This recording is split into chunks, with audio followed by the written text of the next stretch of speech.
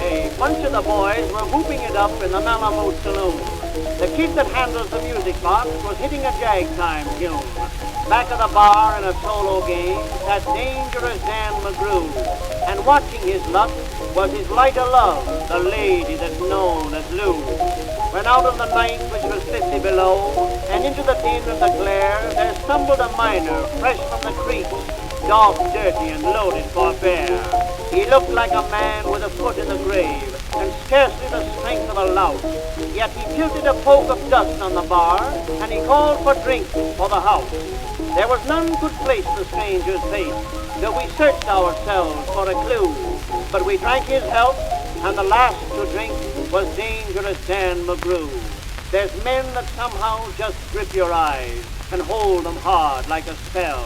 And such was he, and he looked to me like a man who had lived in hell, with a face most fair and the dreary stare of a dog whose day is done, as he watered the green stuff in his glass, and the drops fell one by one. Then I got to figuring who he was, and wondering what he'd do, and I turned my head, and there watching him was the lady that's known as Louse. His eyes went rubbering round the room, and he seemed in a kind of daze, till at last that old piano fell in the way of his wandering gaze. The ragtime kid was having a drink. There was no one else on the stool, so the stranger stumbles across the room and flops down there like a fool. In a buckskin shirt that was glazed with dirt he sat, and I saw him sway. Then he clutched the keys with his talon hand. My God, but that man could play. Were you ever out in the great alone, when the moon was awful clear, and the icy mountains hemmed you in with a silence you most could hear, with only the howl of a timber wolf, and you camped there in the cold, a half-dead thing in a stark, dead world, clean mad for the muck called gold, while high overhead, green, yellow, and red, the north light swept in bars.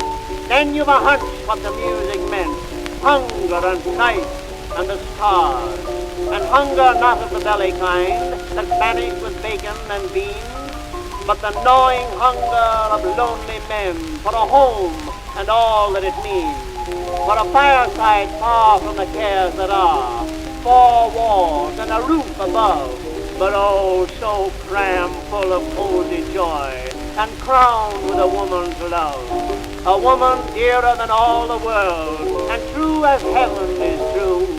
God, how ghastly she looks through her rouge, the lady that's known as Louse. Then, on a sudden, the music changed, so soft that you scarce could hear, but you felt that your life had been muted clean of all that it once held dear, that someone had stolen the woman you loved, that her love was a devil's lie, that your guts were gone, and the best for you was to crawl away and die. 'Twas the crowning cry of a heart's despair, and it thrilled you through and through. I guess I'll make it a spread misere, said Dangerous Dan McGrew. The music almost died away, then it burst like a pent-up flood, and it seemed to say, repay, repay, and my eyes were blind with blood. The thought came back of an ancient wrong, and it stung like a frozen lash, and the lust awoke to kill, and the music stopped with a crash. And the stranger turned, and his eyes, they burned in a most peculiar way. In a buckskin shirt that was glazed with dirt, he sat, and I saw him sway.